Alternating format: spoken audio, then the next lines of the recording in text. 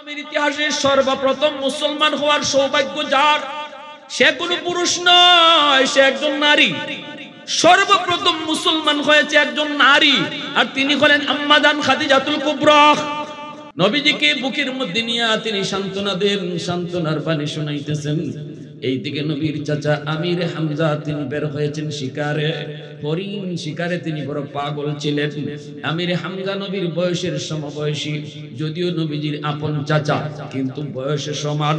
এই অবস্থায় তিনি বের হয়েছেন জঙ্গলে হরিণ শিকারের জন্য। হরিণ শিকারে যাবেন, তীর মারবেন হরিণের দিকে। এমনি আল্লাহ হরিণের জবানটা কইলা দিছে।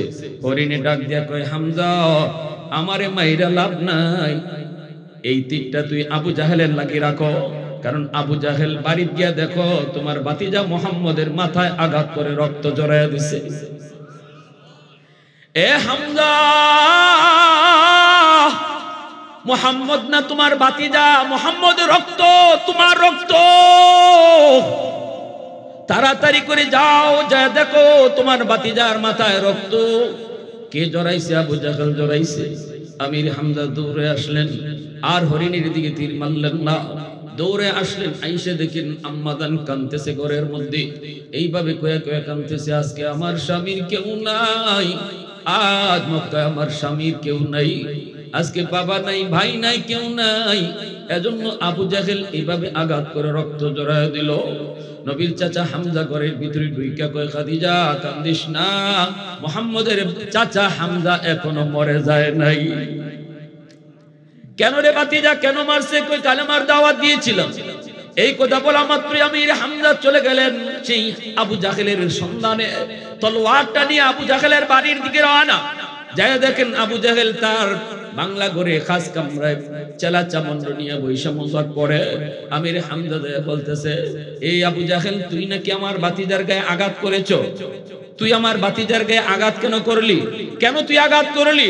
কেন আঘাত করলি? কইয়া দেরি নাই, যেভাবে নবীরে মারছে এইভাবে হামজা আবু জাহেলের মাথার মধ্যে বসায় দিছে। ফিনকি দিয়া রক্ত বের হতে লাগলো। আবু জাহেলের চেলা চামন্ডগুলা সবাই দাঁড়ায় গেল, হামজারে ধরে ফেলবে। এমনি আবু জাহেল কয়, সাবধান, তোরা হামজার গায়ে হাত তুলবি না, কারণ তোরা হামজারে না চিনলো আমি হামজারে ভালো করে চিনি। আগুন যদ্দূর আছে অদ্দূরই থাকুক, আর বাড়ায়ও না। হামজার গায়ে যদি হাত উঠাও গোটা মক্কা জুড়ে আগুন ছড়ায় পড়বে। এ হামজা দোস্ত, তোমার ভাতিজায় কালেমার দাওয়াত দেয়, বাপদাদার ধর্ম ছাইরা দিছে, এজন্য মারছি। আমির হামজা কই, তাহলে শুনে রাখ, কালেমার দাওয়াত দেওয়ার কারণে যদি আমার ভাতিজারে তুই মাইরা থাকস, একটু তুই ভাবলি না ভাতিজাইটা আমার? আল্লাহু আকবার জোরে কও। একবার ভাবলি না ভাতিজাইটা আমার ভাতিজা? তুই শুনে রাখ, এই মজলিসে আমি ঘোষণা দিলাম, আজ থেকে আমিও ভাতিজার ধর্ম ইসলাম গ্রহণ করে নিলাম। নারে তাকবীর, ইসলামী মহাসম্মেলন। আমার তেলাওয়াতকৃত আয়াতের অংশ বিশেষে আল্লাহ পাক বলেন, নিশ্চয়ই আমি আল্লাহ আদেশ করেছি তোমরা তোমাদের আমানত সমূহ তার মালিককে যথাযথ বোঝাও। আল্লাহ পাক আমানত সমূহ বলছেন, বহু বচন। আমানাতুন এক বচন, বহু বচনে আমানাত। এর দ্বারা আল্লাহ বুঝাইলেন, আমার আপনার কাছে বহু রকমের আমানত আছে। এই আমানতগুলা যেন আমরা সঠিকভাবে আমানতদারির সাথে মালিকরে বুঝাই। কি রকম বহু প্রকারের আমানত আছে এটা বুঝবা যদি আমানত কারে কয় এটা বুঝি। আমানত বলা হয় সহজ ভাষায় যে জিনিস দখলে আমার কিন্তু মালিক আমি না, এমন যত জিনিস আমার আপনার কাছে আছে সব আমানত। কিছু আছে আল্লাহর পক্ষ থেকে রাখা আমানত, আর কিছু আছে মানুষের পক্ষ থেকে রাখা। বিস্তারিত ব্যাখ্যায় যাব না, উদ্দেশ্য আমার সামনে। যে জিনিস দখলে আমার মালিক আমি না, এমন কোন কোন জিনিস আছে হয়তো? এক নম্বরে সবার আগে নজরে আইব এই যে আমার আপনার জানটা, এই জানটার মালিক আমি না আল্লাহ। দখলে আছে আমার, কিন্তু মালিক আল্লাহ।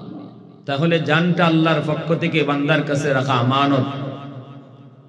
দেহ, এই দেহটাও দখলে আছে আমার, কিন্তু মালিক কেডা? আল্লাহ। এজন্য দেহটাও আল্লাহর পক্ষ থেকে রাখা আমানত। সন্তান বাপ মার কাছে আল্লাহর পক্ষ থেকে রাখা আমানত। কারণ সন্তানের মালিক আমি না, আমার সন্তান, কিন্তু মালিক কেডা? আওয়াজ আজ থেকে নজর এখন। দখলে আমার, সন্তানের দখল আমার, অর্থাৎ আমার দখলে আছে, কিন্তু মালিক আল্লাহ। এই আমানতের বস্তু এমন হিসাব করলে অনেক পাইবা, বলতে গেলে অনেক বিষয় মনে আসবে। এরপরে মানুষের পক্ষ থেকে কিতা কিতা আমানত রাখা, এগুলোরও হিসাব লম্বা, নিজেই বাইর করতে পারবা। যদি আমানত কারে কয় এটা আমরা বুঝিলাই। আমানত কারে হয়? যে জিনিস দখলে আমার, মালিক আমি না। মনে থাকবো, দখলে আমার, মালিক আমি না।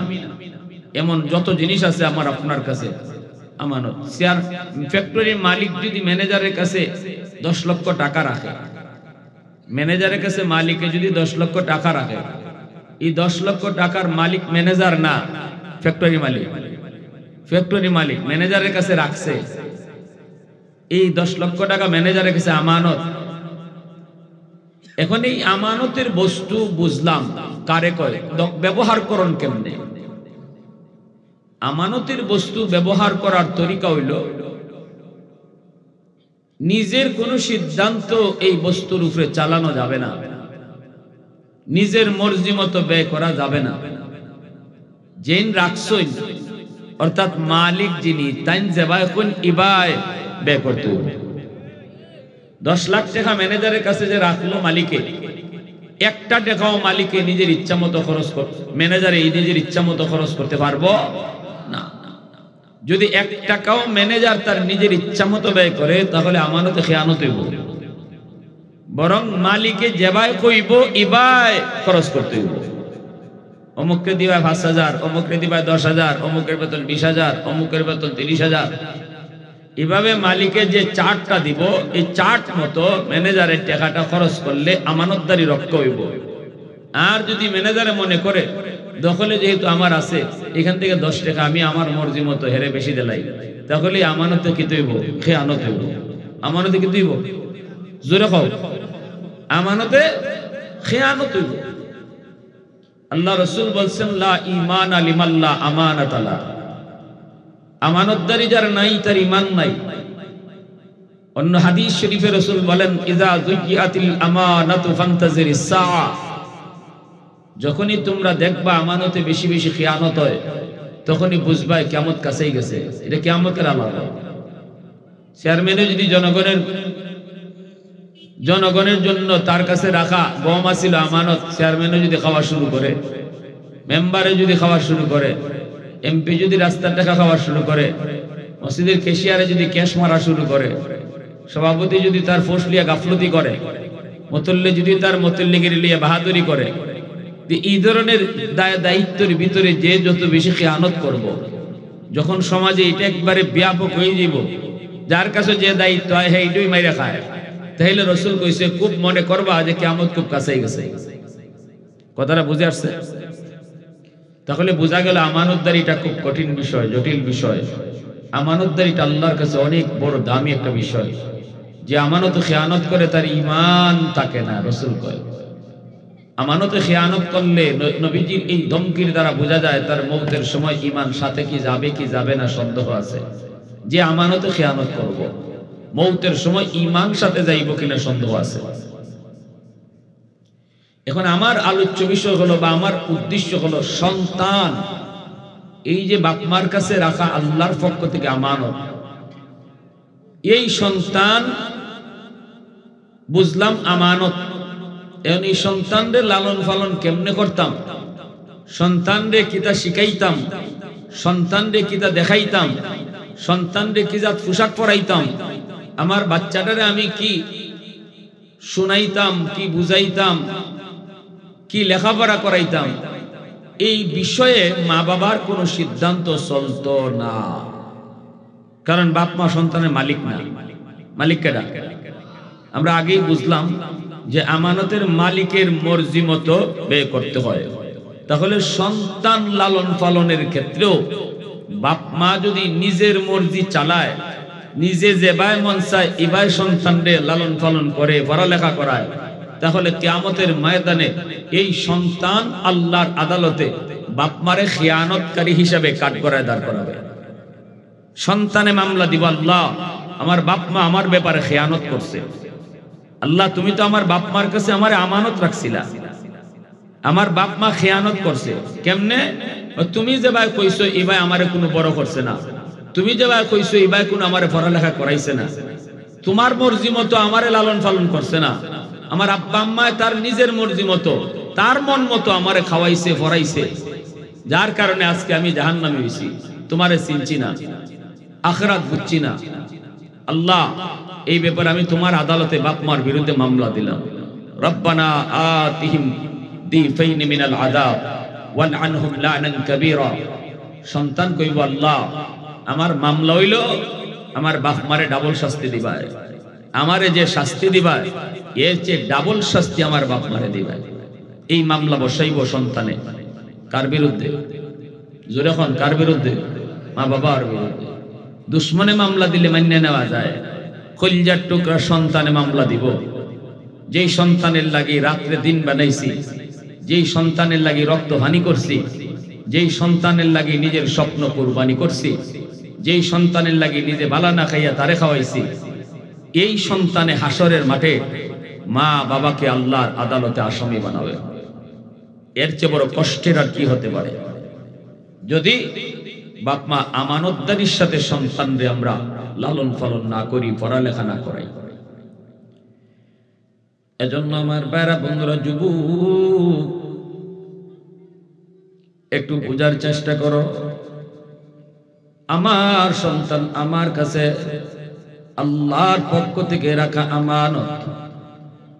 এজন্যই সন্তান কিভাবে সন্তানরে আমি লালন পালন করব, সন্তানরে আমি কি খাওয়াবো, সন্তানকে কেমন পোশাক পরাবো, আমার সন্তানকে আমি ঘরের ভিতরে কি দেখাইব, সন্তানকে ঘরের ভিতরে কি শুনাইব, এই বিষয়গুলি মা বাবা আমানতদারির সাথে আদায় করতে হবে। এরপরে যখন লেখাপড়ার বয়স হইব তখন তারে কি পড়ালেখা করাইব, তারে আমি কি শিখাইব, এই বিষয়টা বাপ মা আমানতদারির সাথে আদায় করা লাগবে। মনে রাখবা যুবক, দুনিয়ার সকল সন্তান দুনিয়াতে যখন আগমন করে আল্লাহর ওলি হইয়া আগমন করে। এই কথাটা আমার নবী তার হাদিস শরীফে নিজেই বলেছেন, কুল্লু মাউলুদিন ইউলাদু আলাল ফিতরা ফাআবাওয়াহু ইউহাব্বিদানিহি আও ইউনাসসিরানিহি আও ইউমাজ্জিসানিহি। আল্লাহর নবী বলেন, দুনিয়াতে সকল সন্তান আগমন করে আল্লাহর পরিচয় নিয়ে, অন্তরের ভিতরে আল্লাহ পাকের মারিফত নিয়ে আগমন করে। ইহুদির সন্তান সেও আল্লাহকে ভালো করে চিনে, খ্রিস্টানের সন্তানটাও আল্লাহরে ভালো করে চিনে। ইহুদির সন্তানও দুনিয়াতে যখন আসে সে মুসলমানের সন্তানই আসে, ইহুদির সন্তানটাও দুনিয়াতে যখন আসে সে মুসলমানই আসে। খ্রিস্টানের সন্তানও দুনিয়াতে যখন আসে মুসলমানই আসে। হিন্দুর সন্তানটাও দুনিয়াতে যখন আসে মুসলমানই আসে। এই কথাটা আমার নবী বলছে। কে বলছে? জোরে বলেন। নবীজি বলছে, আমি না, আল্লাহ রাসূল। আল্লাহর নবী বলেন, ফাআবাওয়াহু ইউহাব্বিদানিহি আও ইউনাসসিরানিহি আও ইউমাজ্জিসানিহি আও কামা ক্বালান নাবিয়্যু আলাইহিস সালাতু ওয়াস সালাম। এরপরে নবীজি বলেন, তার মা তার বাবা তারে ইহুদি বানায়, বাপ মা তারে নাসারা বানায়, খ্রিস্টান বানায়, বাপ মা তারে হিন্দু বানায়, মূর্তি পূজারী বানায়, অগ্নি পূজারী বানায়। নবীজি বলছে, তার বাপ মার কারণে সে ইহুদি হয়, বাপ মার কারণে সে নাসারা হয়, কিন্তু দুনিয়ায় আসছে নাসারা হইয়া না, দুনিয়াতে সে ইহুদি হইয়া আসে নাই, দুনিয়া আসছে মুসলমান হইয়া। এ যুবক, শুধু মুসলমান নয়, আল্লাহ পাকের মারিফত অন্তরের ভিতরে এমন ভাবে লালন করে মঈনুদ্দিন চিশতি, আব্দুল কাদের জিলানী যেমন করে আল্লাহকে চিনে রে যুবক, এইভাবে তোমার আমার সন্তানও আল্লাহকে চিনে। আল্লাহু আকবার জোরে কও। এমন ভাবে আল্লাহকে চিনে, আল্লাহকে জানে। দুনিয়াতে সন্তান আসছে নামাজি হইয়া, নামাজ ভালো করে চিনে দুনিয়া আইছিল, আল্লাহরে ভালো করে চিনে সে দুনিয়া আসছিল। এরপরে তার বাপ মার কারণে, বাপ মার ভুল সিদ্ধান্তের কারণে, বাপ মা আমানতদারির সাথে তারে বড় না করার কারণে, আমানতদারির সাথে তারে লালন পালন না করার কারণে সন্তান বেনামাজি হইছে, সন্তান ঘুষখোর সুদখোর হইছে, সন্তান মদখোর গাঞ্জাখোর হয়েছে, সন্তান ভিন্ন পথে বেলাইনে বেপথে চলে গেছে। নবীজি বলেন এক নম্বরে দায়ী হলো বাপ মা। ঘরের পরিবেশ, ঘরের পরিবেশ, সন্তান গড় আইছে, দুনিয়াতে আইছে, আইয়া ঘরের পরিবেশ এখন দেখতেছে। গড় হইল তার জীবনের প্রথম মাদ্রাসা, আর বাপ মা হইল সন্তানের জীবনের প্রথম শিক্ষক, ঠিক না? সন্তানের জীবনের প্রথম শিক্ষক হইল বাপ মা, আর আমার সন্তানের সর্বপ্রথম মাদ্রাসা হইল তার ঘর। এই জন্য বাচ্চারা প্রথম মাদ্রাসায় প্রথম শিক্ষকের কাছ থেকে যা দেখবে, যা শিখবে, যা বুঝবে, এটা মরণ পর্যন্ত আসর থাকবে। এটা সহজে ভুলে না, এটা সহজে ভুলে না। কারণ বাচ্চাদের দিল দিমাগ কাদামাটির মতো। শিশুকালে আপনি যা দেখাইবেন, যা বুঝাইবেন, এটা কাদামাটিতে লেখলে যেমন লেখা যায়, লেখা বই যায়, এভাবে তার কলজার মধ্যে বই যাবে, তার মেমোরির ভিতরে রেকর্ড হয়ে থাকবে। যেটা দেখবো এটা ভিডিও আকারে রেকর্ড হইব, আর যেটা শুনবো এটি অডিও আকারে রেকর্ড হইব। বাচ্চা যেদিন বড় হইব, এতদিন বাপ মায়ের ঘরের ভিতরে তারে যা রেকর্ড করাইছে এটাই কিন্তু সাপ্লাই দিব। এখন মা বাবার সিদ্ধান্ত নেওয়া দরকার, আমার সন্তানের মেমোরিতে গান বাজনা আমি রেকর্ড করাইমু না কোরআন তেলাওয়াত রেকর্ড করাইমু। আমার সন্তানের মেমোরিতে নমাজ না পড়ার দৃশ্য রেকর্ড করাইমু না নমাজ পড়ার দৃশ্য রেকর্ড করাইমু, এটা বাপ মার সিদ্ধান্ত নিতে হবে। মা যদি বেনামাজি হয় তো সন্তান বেনামাজি হইব। কিন্তু নামাজি হইয়াছিল, মারে নমাজ পড়ে না দেখতে দেখতে সন্তান বেনামাজি হইতেছে, বাপরে নমাজ পড়ে না দেখতে দেখতে সন্তান বেনামাজি হইতেছে। ওই বাপ মার বেনামাজির বদ আসর সন্তানের উপরে দিয়ে পড়তেছে। কি ভাই অসুবিধা হইতেছে আপনাদের? একটু ভালো করে বুঝেন, রোগ আমাদের কোথায় আর চিকিৎসা দেই কোথায়? রোগ আমরা কোনানো আর চিকিৎসা দেই কোনানো, এটা বোঝা দরকার। আগে তো রোগ ধরন লাগবে, এরপরে চিকিৎসা, ঠিক না? বর্তমান ডাক্তার হলতের মতো হইলে তো উপায় নাই, খালি টেস্ট দেবো, খালি টেস্ট। রোগ ধরাধরির নামে কোনো খবর নাই, গেলে 10টা টেস্ট করে, ঠিক না? তুমি টেস্টের উপরেই যদি খালি রোগীরে রাখলায় তো তুমি ডাক্তার হইছো কে লাগিয়ে? টেস্টের রিপোর্ট দিকে খুব আপনি এইটা ধরা পড়ছে, আপনি এইটা হইছে, আপনার জ্বর হইছে, আপনার তাপ হইছে, আপনার মাথা বেদনা। এগুলা যদি টেস্টের উপরে, কারণ কি রোগ না ধরে চিকিৎসা করলে কখনো রোগ ভালো হয় যখন টেকে না। আমার ভাইরা বন্ধুরা, যুবক, এজন্য বলতেছিলাম একটু মন দিয়ে শোনো। সন্তান বাপ মার কাছে আল্লাহর পক্ষ থেকে রাখা আমানত। এইবার আমার সন্তানরে আমি কি লেখাপড়া করাবো, সন্তানকে ঘরের ভিতরে আমি কি শিখাবো, সন্তানকে ঘরের মধ্যে আমি কি দেখাবো, এই ব্যাপারে বাপ মা কিন্তু আমানতদারি রক্ষা করতে হবে। আমানতদারিটা খেয়াল রাখা সন্তানকে লালন পালন করা লাগবে। সন্তান যদি ঘরের ভিতরে মাকে নামাজ পড়তে দেখে, সন্তান দেখে দেখে নামাজি হয়, সন্তান দেখে দেখে তার নামাজি আরো ফুক্তা হয়। আইসিও তো নামাজি হইয়া বাপ মারে যদি নামাজ পড়তে দেখে তো নামাজের মাঝে আরো ফাঁকা ফুক্তা হয়, ঠিক না? নিজে রাখো। মা যদি নামাজ পড়ে দেখবেন ছোট বাচ্চাটা মার সাথে নামাজে দাঁড়াই গেছে, হেরে নামাজের কথা কাটাই কইল, বাচ্চারে ডাক দেওয়ান লাগে না, মায় নামাজে দাঁড়াইছে, বাচ্চায় নামাজে দাঁড়াই গেছে। তার মানে এ জন্ম থেকে নমাজি ওই আইছে, নমাজি ওই দুনিয়াতে আইছে। এজন্য মারে নামাজ পড়তে দেখলে, বাবারে নামাজ পড়তে দেখলে বাপ মার সাথে ছোট বাচ্চাটা নামাজে দাঁড়ায় যায়। আর এখন যদি আমি এই ছোট বাচ্চারে লিয়ে টেলিভিশন দেখি,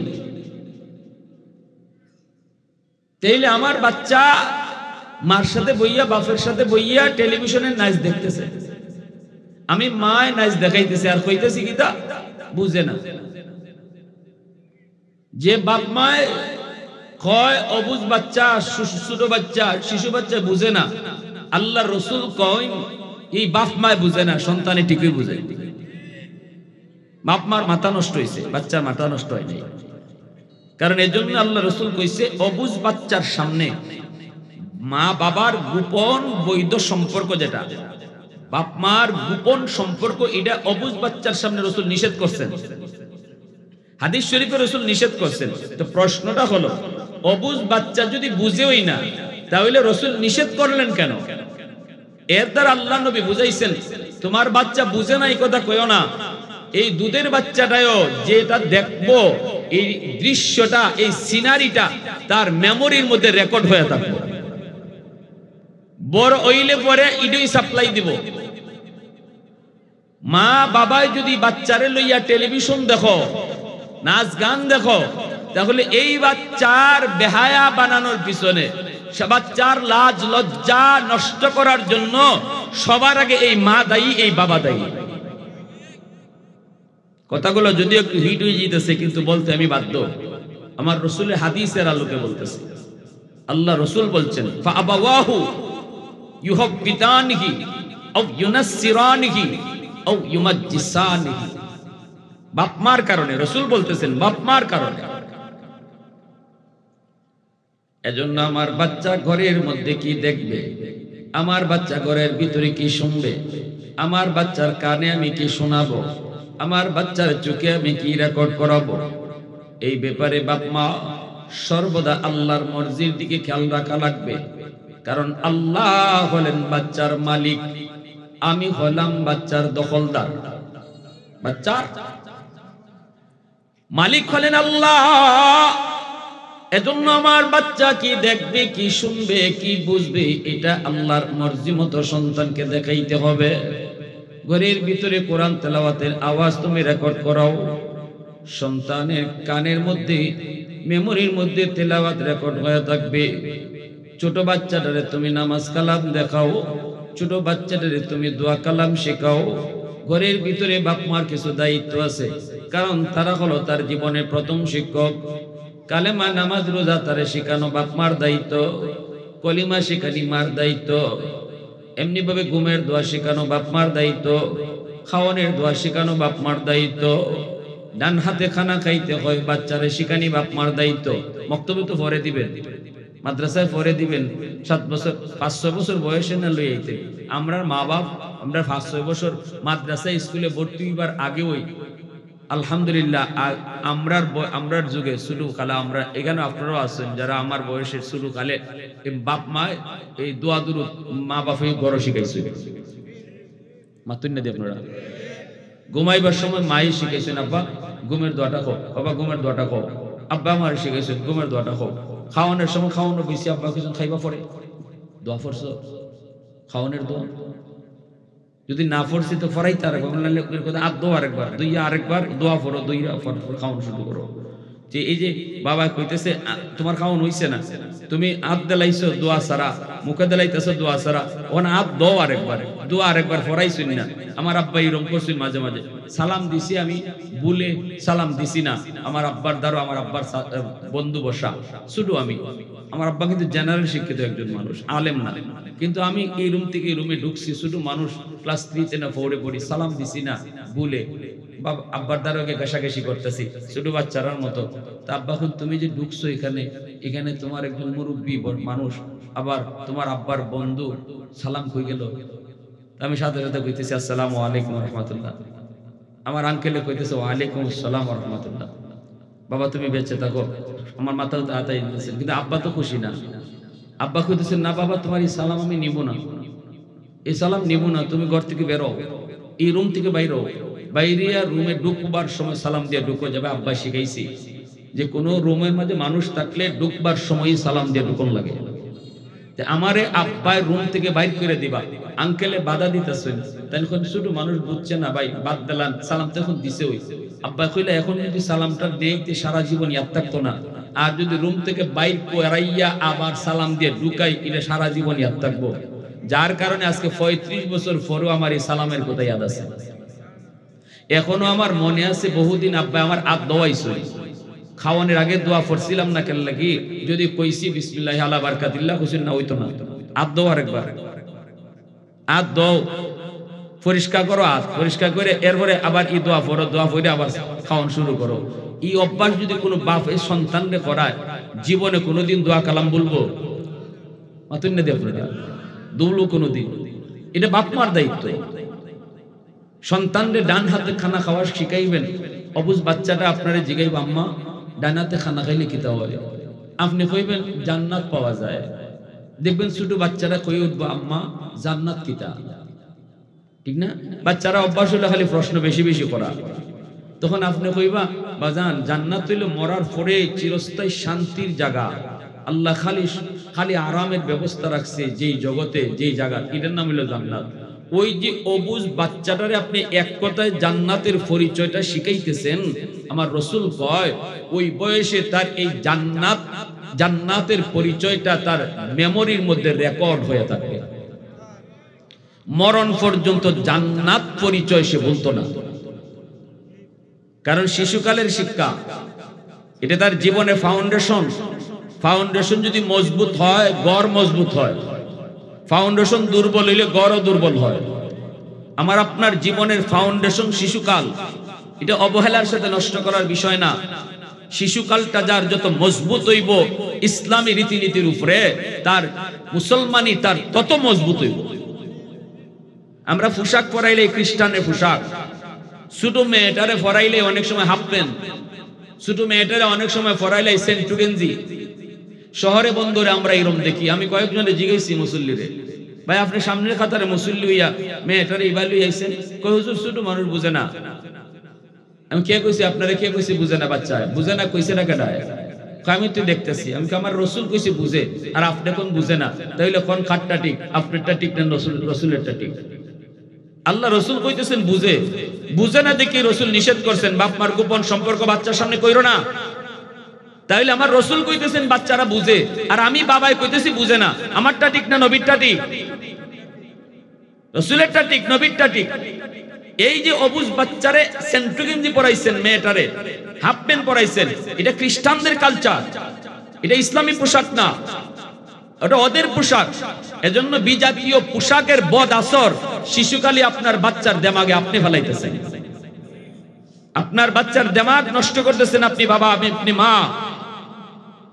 এজন্য শিশু বাচ্চাদেরকে লম্বা হাতার জামা পরানি শিখান, মেয়েটারে পায়জামা পরানো ছোটকাল থেকেই শিখান। মুসলমানি পোশাকের আসর তার কলিজাত পর্ব। এই মেয়েটা উপযুক্ত হওয়ার পরে আর বাপে কোন লাগতো না, অফুর তুমি যদি বড় হয়ে গেছি বুরকা থামাও। মেয়েটাই কইব আব্বা আমার সময় কাছেই গেছি, বুরকা এনে দাও, ঠিক না? নিজুর এখন মেয়ে কইব বাপরে আব্বা আমার বুরকা এনে দাও। পরপুরুষ দেখলে পরে মেয়েটা নিজের ইচ্ছা থেকে সে পর্দার ঢুকে যাইব, আড়ালে চলে যাইব। যদি মেয়েটা দেখে যে মা পরপুরুষের সামনে যায় না, বেগানা পুরুষের সামনে কথা কয় না, বেগানা পুরুষের সাথে কথা কয় না, এই দৃশ্য আমার বাচ্চারা যখন ঘরে দেখবো, পর্দা না বুঝলো এটা বুঝবো, পরপুরুষের সামনে যাওয়ান যায়। আমার ছোট মেয়েটা আয়সা আমার বিবি সাহেব তার চাচাদের সামনে যাই না, চাচারাও তার আম্মার সামনে আইন না। তো তার চাচা সচিব সাহেব যে আমার ছোট ভাই, যদি এক রুমে আসতে চাইছে, এই রুমে তার আম্মা আছে। আমি দূর থেকে দেখছি আমার ছোট্ট মেয়েটা 7 বছর 8 বছর বয়স, দূর দিকে চাচার কোমরে ধরছে, এমনি দুই রকম, চাচ্চু এই রুমে যাইয়েন না, আম্মু আছে। কি রে ভাই, এই রুমে যাইয়েন না, আম্মু আছে।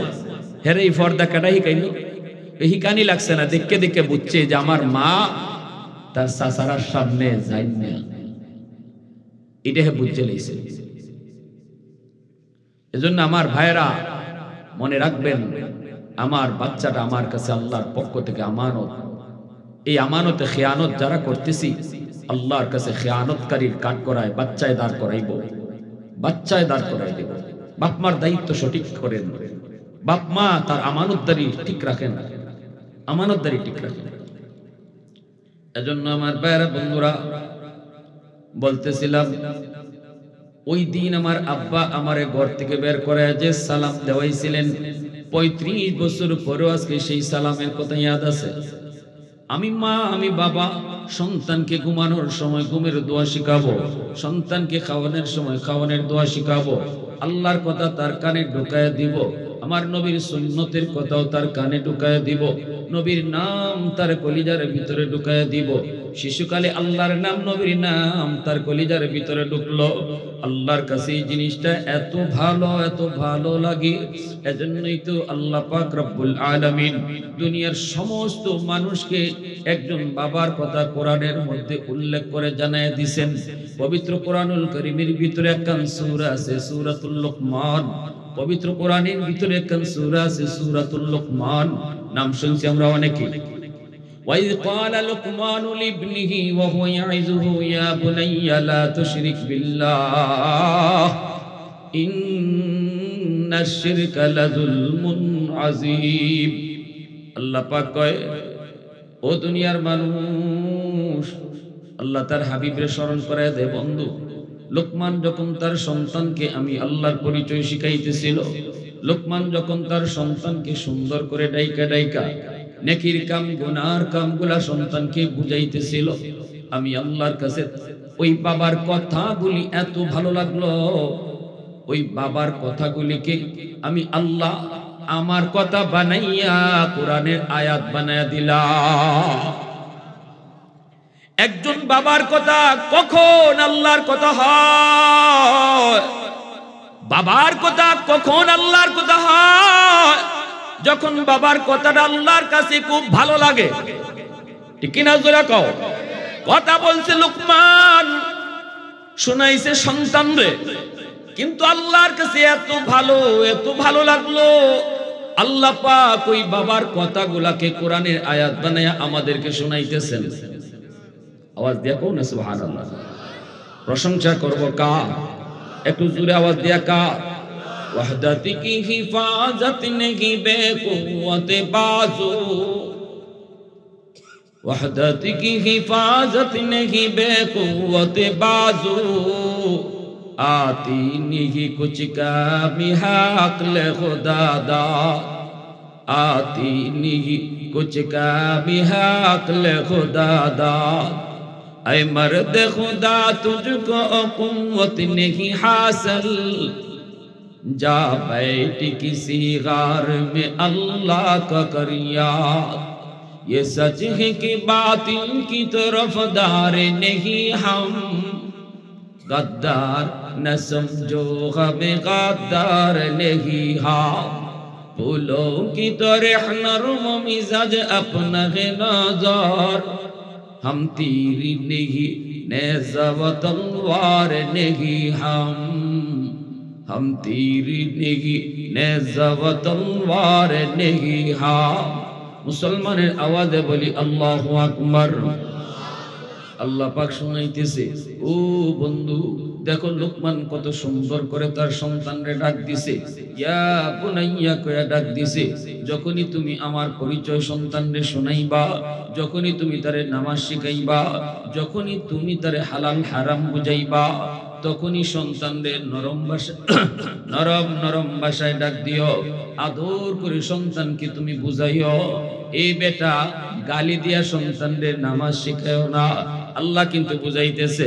দেখো লোকমান কয়, বাজান, ও বাজান। বুনাইয়া শব্দের অর্থ হলো বাজান, ও আমার কলিজার টুকরা সন্তান, ও আমার কলিজার টুকরা সন্তান কইয়া আল্লাহ পাক রব্বুল আলামিন কয়, দেখো লোকমানি কত সুন্দর করে তার সন্তানরে ডাক দিছে।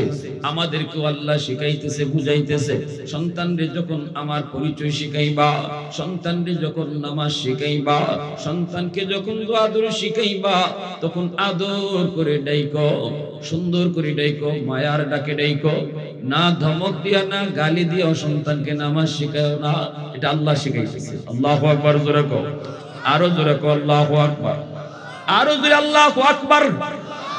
এজন্য আমার ভাইরা, যুবক, আমার সন্তান আমার ঘরে আমার কাছে আমানত, আল্লাহর পক্ষ থেকে আমানত। এখন আমার সন্তানরে খাওয়াইমু পড়াইমু, এটাও হালাল খানা খাওয়াইতে হইব। সাবধান, হারাম খানা যদি সন্তানরে খাওয়াই আমানতদারিতে খেয়ানত হইব। সন্তানরে তুমি হালাল খানা খাওয়াইবা, সুদের টাকা ঘরে ঢুকাই যদি সন্তানরে তুমি লালন পালন করো, আমানতে খেয়ানত করছো। এই সন্তান সুদের টাকা দিয়া বড় হইতো, এটা নিজেও চায় না। কিয়ামতের ময়দানে কইব, মালিক আমি তো আইছিলাম আব্দুল কাদের জিলানী হইয়া, আমার বাপে সুদের টাকা ঘরে ঢুকাইয়া আমার বুজুর্গি নষ্ট করছে, ঠিক কিনা? আমার মা হারাম খানা পাকাইয়া আমার বুজুর্গি নষ্ট করেছে। আল্লাহ আমি তো এমন ছিলাম না, আমি তো এমন ছিলাম না। হারাম রক্ত দ্বারা মানুষের বুজুর্গি নষ্ট হয়, আমল নষ্ট হয়, ইমানের নূর কমে যায়। এজন্য যুবক, সাবধান সাবধান, সন্তানের মায়ায় পইরা কখনো হারাম খানা ঘরে ঢুকায়ও না।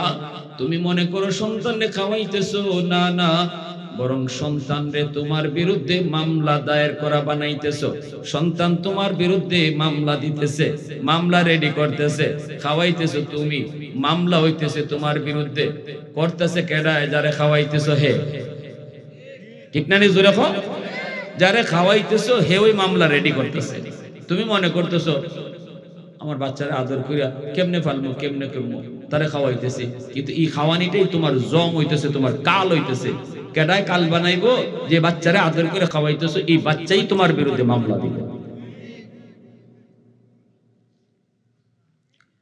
এজন্য সাবধান, হারাম খানা খাওয়াইয়া বাচ্চারে লালন পালন কইরো না। এই আদর আদর থাকতো না, এটা তোমার লাগি জম হইব, কাল হইয়া দাঁড়াইব। কাল কে তোমার জন্য কাল বানাইব? কয় আদরের কলিজার টুকরা সন্তানে।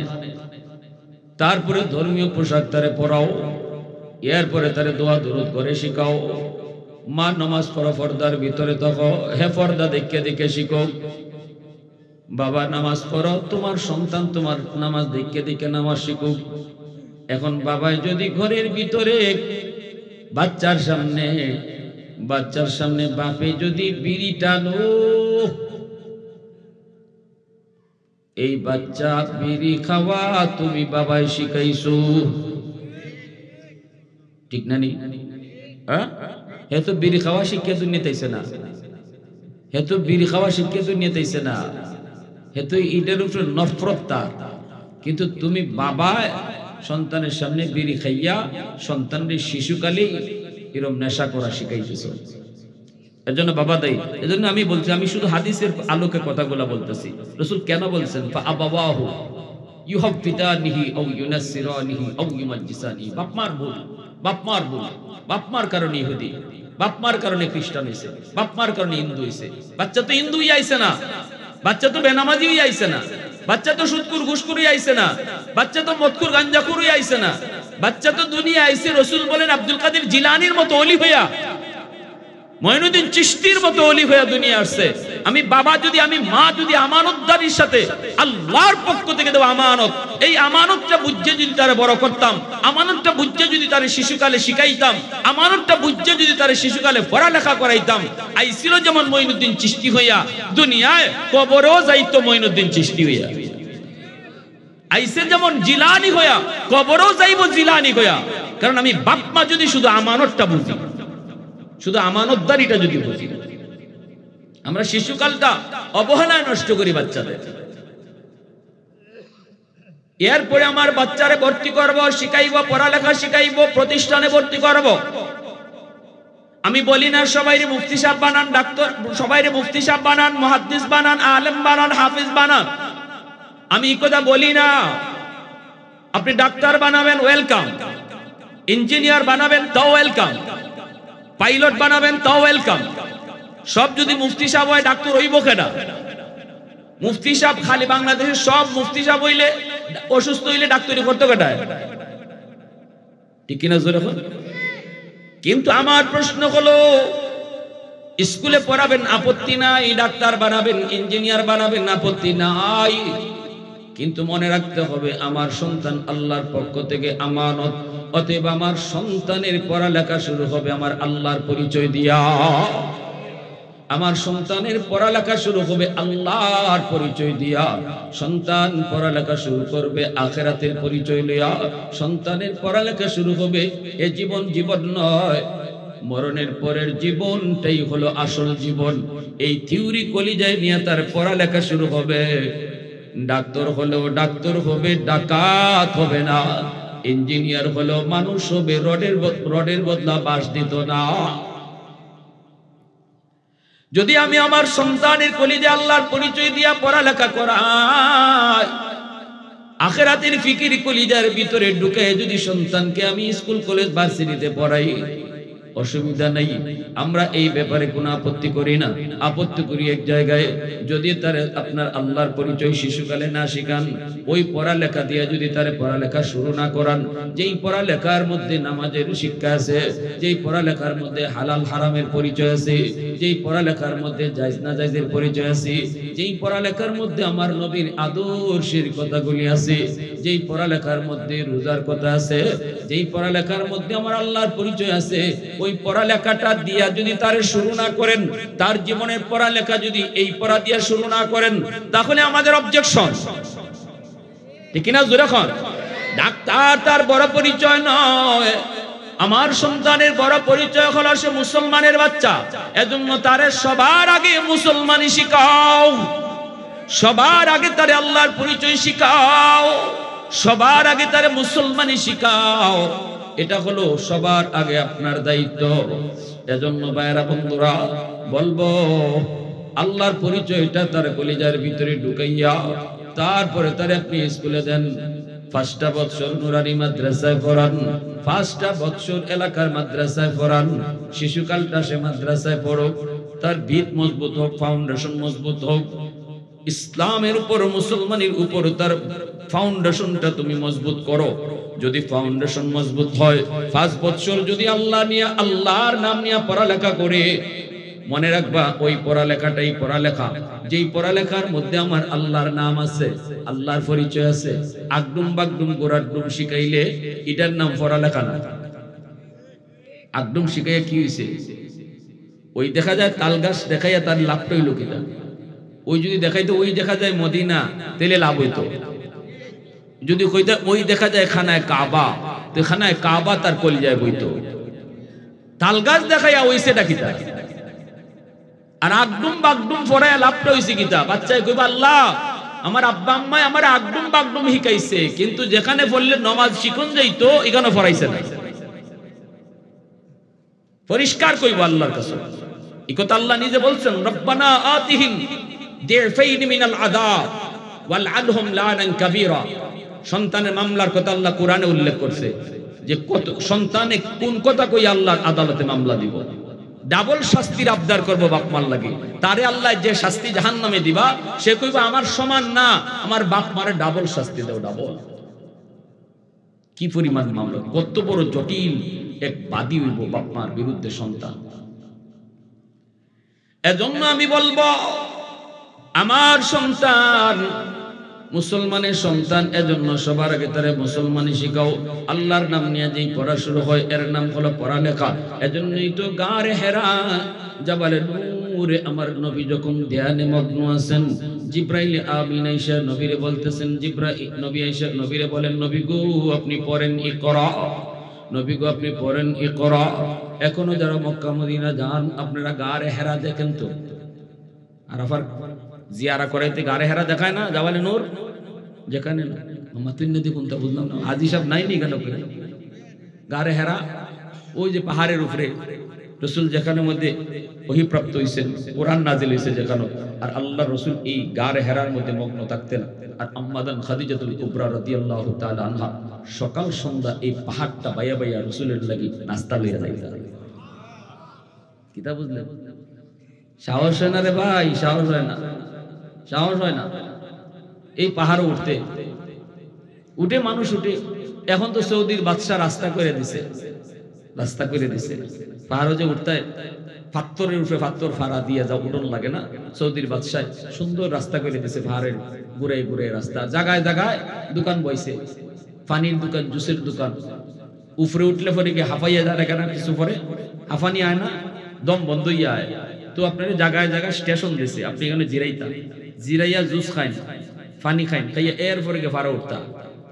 কিন্তু আমার রসুল এই পাহাড়ও মগ্ন ধ্যানে। আর আম্মাদান, একজন আম্মাদান মহিলা, রসুলের প্রিয়তমা স্ত্রী, যে আম্মাদান দুনিয়ায় থাকতে রসুল আর কোন নারীকে বিয়ে করেন নাই, আর কোন আম্মাদানকে বিয়ে করেন নাই। আম্মাদান খাদিজাতুল কুবরা রাদিয়াল্লাহু তাআলা আনহা, ইনি জীবিত থাকা অবস্থায় রসুল আর কাউরে বিয়ে করেন? জোরে মাতো না বাবা। এটুকু ইসলামের বেসিক নলেজ, এগুলা বেসিক নলেজ যুবক, বেসিক নলেজ এগুলা যদি আমাদের জানা না থাকে, পুরা কপাল, পুরা কপাল মুসলমানি পরিচয় দেওয়া।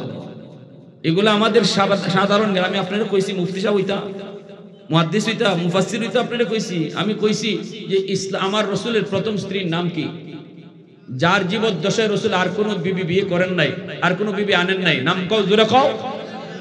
আম্মাজান খাদিজাতুল কুবরা রাদিয়াল্লাহু তাআলা আনহা। তাও কুবরা বলবেন, মহিয়সী নারী, যার অবদানের কারণে ইসলাম দুনিয়া জুড়ে চমকাইছে, যার কুরবানি। মক্কার সবচেয়ে ধনী নারী আম্মাদান, মক্কার সবচেয়ে সুন্দরী নারী আম্মাদান, মক্কার সবচেয়ে পুত পবিত্র নারী আমার আম্মাদান খাদিজাতুল কুবরা রাদিয়াল্লাহু তাআলা আনহা। এজন্য মক্কার মানুষ ওনাকে খাদিজা কইয়া ডাকার সাহসই করত না, কারণ মক্কার এমন কোন মানুষ নাই যার যে আম্মাদানের দান সৎকার নিছে না। এজন্য মক্কার মানুষ খাদিজা কইয়া ডাক দেওয়ার সাহস করত না। কি কইয়া ডাকতো? তাহেরা, পুত পবিত্র, যার জীবনে কোনো দাগ নাই, কোনো স্পট নাই। এতটা সুন্দর মানুষ, সুন্দর হইলে তার শরীরে দাগ লাগে, কলঙ্কের দাগ লাগে। একজন মেয়ে মহিলা সুন্দরী হইলে পরে কতজনে নজর পড়ে, কিন্তু আম্মা জান মক্কার সবচেয়ে সুন্দরী নারী, মক্কার অসংখ্য অগণিত যুবক মনে মনে চাইতো বিয়ে করার, অনেক রাজার বাদশার পোলারাও অফার দিত বিয়ের, কিন্তু কেউ কোনোদিন চোখ তুল্লা তাকাইবার সাহস করছে না। এতটা পুত পবিত্র ছিলেন, যার আন্তর্জাতিক মানের ব্যবসা ছিল। মক্কায় শুধু তার ব্যবসা নয়, পৃথিবীর বিভিন্ন দেশে তার ব্যবসা জড়িত ছিল। একজন নারী হইয়া ব্যবসায়ী ছিলেন আম্মাদান খাদিজাতুল কুবরা। সেই ব্যবসা শুধু মক্কা আর মদিনায় নয়, শাম, সিরিয়া জুড়ে তার ব্যবসা ছড়ায়া ছিটায়া ছিল। আর সেই ব্যবসার ম্যানেজার ছিলেন আমার রসুল সাল্লাল্লাহু আলাইহি ওয়াসাল্লাম। বিয়ার আগে আমার রসুল তার ব্যবসার ম্যানেজার, চিফ ম্যানেজার, নবীকে চিফ ম্যানেজার বানাইছেন। আর তিনি ছিলেন এই ব্যবসায়ী। সেই সব সম্পদ, সকল সম্পদ আমার নবীর সাথে বিয়ের পর রসুলের ফাওর তোলে আইনে ফেলাইতেছে। আল্লাহ রসুল তিনটা শর্ত করে দিছিলেন, আমার ঘরে যদি আপনি আসতে হয়, আমার বিবি যদি হইতে হয়, শর্ত হলো যত সম্পদ আছে সব সম্পদ গরিবদের মাঝে বন্টন করে দিতে হবে। আম্মাজান বলেছিলেন, আমি এক পায়ে রাজি, আপনি যা কইবেন আমি তাই মানতে রাজি। সব সম্পদ। আল্লাহ রসুল কইছেন, আমার ঘরে আমার বিবি হয়ে যদি আসতে চান, আমার ঘরে চুলায় আগুন জ্বলবে না। একদিন, 2 দিন, 3 দিন, সপ্তাহ চলে যাবে, মাসও চলে যেতে পারে, মুহাম্মদের চুলায় আগুন জ্বলবে না। আপনি এত বড় একজন ধনী নারী, জীবনে কোনোদিন উপাস থাকেন নাই, ক্ষুধার কষ্ট আপনি জীবনে টের পান নাই, কিন্তু যদি আমার স্ত্রী হতে হয়, ক্ষুধার যন্ত্রণা সহ্য করতে পারবেন তো? আম্মাজান বলেছিলেন, আপনি যা বলবেন, যতদিন বলবেন ততদিন আমি না খেয়ে থাকবো, তবু আপনারে চাই। সুবহানাল্লাহ। সে আম্মাজান ইসলামের এত বড় কুরবানি করছেন। উনি সকাল সন্ধ্যা রসুলের জন্য নাস্তা নিয়ে হাজির হইতেন। গারে হেরায় জিব্রাইল নবীর পাশে বসা, আম্মাজান আসতেছেন। জিব্রাইল আলাইহিস সালাম বলতেছেন, নবী গো, এই যে আপনার প্রিয়তমা আসতেছে খাদিজাতুল কুবরা রাদিয়াল্লাহু তাআলা। আল্লাহ রাসূল বলেন, জিব্রাইল তুমি আমার খাদিজারে চিনো কি করে? বলি, ইয়া রাসূলুল্লাহ, খাদিজারে শুধু আমি চিনি না তো, আকাশের সব ফেরেশতারা খাদিজারে চিনে। সুবহানাল্লাহ। নবী গো, খাদিজা না, খাদিজা আপনার জন্য বিশাল বড় বট গাছের ছায়া।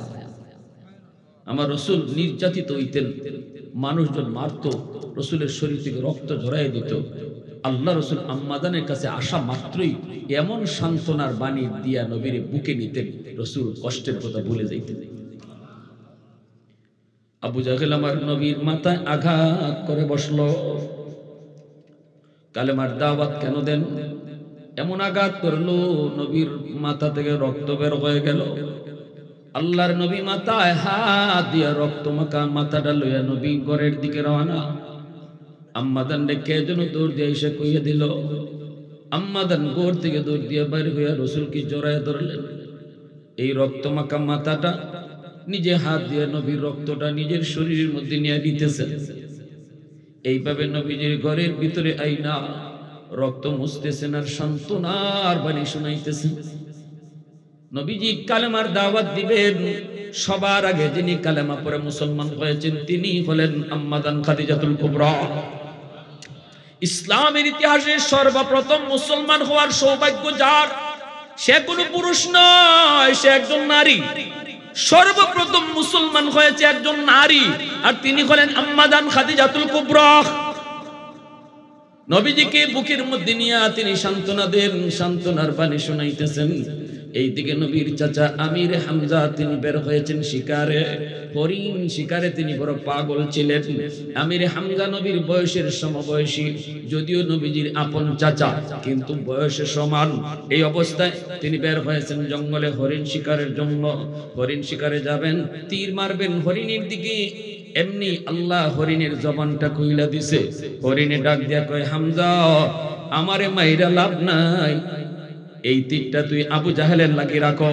কারণ আবু জাহেল বাড়ি গিয়া দেখো তোমার ভাতিজা মুহাম্মদের মাথায় আঘাত করে রক্ত জড়াইয়া দিছে। এ হামজা, মুহাম্মদ না তোমার ভাতিজা, মুহাম্মদের রক্ত তোমার রক্ত। তাড়াতাড়ি করে যাও, যা দেখো তোমার ভাতিজার মাথায় রক্ত। কে জড়াইছে? আবু জাহেল জড়াইছে। আমির হামজা দৌড়ে আসলেন, আর হরিণের দিকে তীর মারলেন না। দৌড়ে আসলেন, আইসে দেখেন আম্মাদান কাঁদতেছে ঘরের মধ্যে।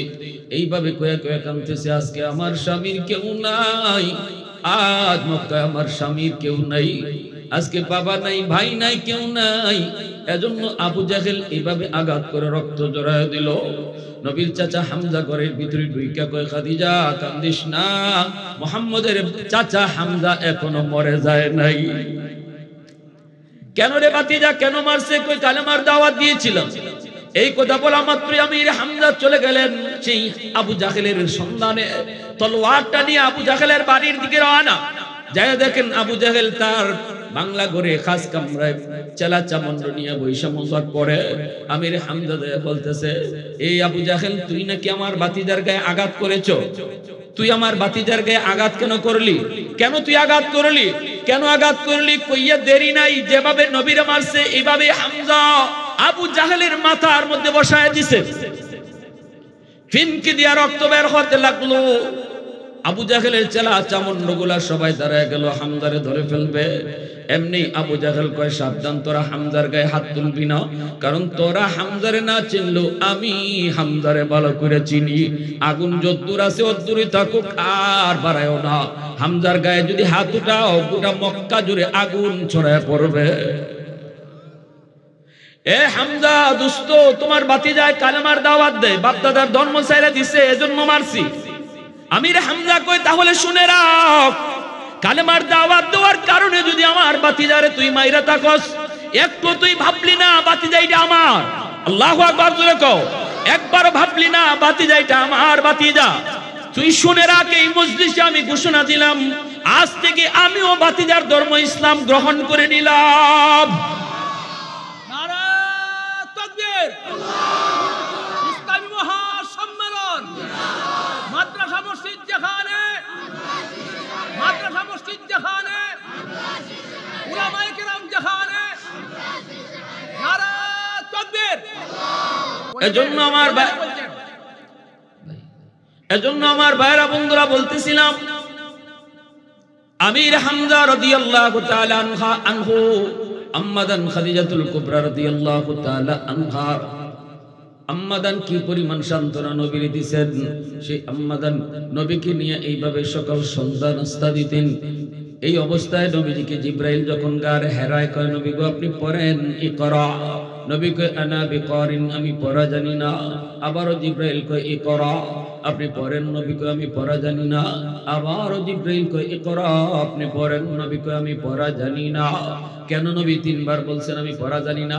তাফসীরের কিতাবের ভিতরে লিখছেন আমার নবী বুঝাইতে চাই জিব্রাইল তুমি যে খালি পড়তে কও পড়তে কও পড়তে কও, কার নামে পড়বো? সুবহানাল্লাহ দি কোন না আপনারা? কার নামে পড়বো? কোন আদি? আমার আল্লাহর নাম ছাড়া আমি রাসূল কোন ফরা পড়তে রাজি না, এটারে ফরা কইতেও রাজি না। আমার আল্লাহর নাম ছাড়া কোন ফরারে আমি রাসূল ফরাই করতে রাজি না। যখনই জিব্রাইল কয় ইকরা বিসমি রাব্বিকাল্লাযী খালাক, পড়েন গো নবী আপনি আপনার রবের নামে, তখনই নবী কয় এবার পড়া যায়। সাথে সাথে নবী পড়া শুরু করে দিচ্ছেন। সুবহানাল্লাহ জোরে কও। তাহলে যুবক ভালো করে আদ্রাই কও, আমার সন্তানের পড়ালেখা শুরু হবে আল্লাহর নাম নিয়ে, ঠিক কিনা জোরে কও। তাহলে এটা পড়ালেখা হইব। আর আগডুম বাগডুম দিয়ে পড়ালেখা শুরু করাইবা, এটা তার জীবনের পড়ালেখা হইতো না। এই পড়ালেখায় তারে মানুষ বানাইতো না। আল্লাহর নাম নিয়ে যদি পড়ালেখা শুরু করাও, এই সন্তান যদি ডাক্তার হয় মানুষ হইব। আর যদি আল্লাহর নাম না শিখাইয়া তারে পড়ালেখা করাও, ডাক্তার হইও মানুষ হইতো না। 20,000 টাকার লোভে পইরা নরমাল ডেলিভারি কেসে রোগীরে কইব সিজার করতে হইব, নাইলে বাচ্চাও মরব মাও মরব। এই ডাক্তার কইবেন না ডাকাইত কইবেন? ভালো করে জানে যে নরমাল হইব, এরপরও কয় সিজার করণই লাগবো, কারণ লোভ হামাইছে 20,000 টাকা। এ ডাক্তার হইছে ঠিক, ওই মানুষ হইছে না, ঠিক না? নেই পড়ালেখা শুরু করাও আল্লাহর পরিচয় দিয়া, আখিরাতের বুঝ দিয়া। এই থিওরি তার কলিজায় ঢুকাইয়া দাও। শিশুকালে জীবন নয়, মরণের পরের জীবনটাই আসল জীবন। এই থিওরি তার কলিজায় ঢুকাও, বাচ্চার কলিজায়। এই জীবনের প্রতিটা কাজের হিসাব আমার আল্লাহর দরবারে পাই টু পাই দিতে হবে। তাহলে দুনিয়ায় যা করব একটু ডরাইয়া করবো যে এটাই আমার শেষ করা না, এটাই এখানে শেষ না। এই প্রতিটা কাজের হিসাব একদিন আল্লাহর কাছে দিতে হবে, ঠিক কিনা জোরে করে? আরো জোরে করে। এজন্য আমার ভাইরা, সন্তানকে 5 বছর নুরানি মাদ্রাসায় পড়াইতে রাজি আছি না? কারা কারা রাজি আছে? হাত উঠে আল্লাহরে দেখা।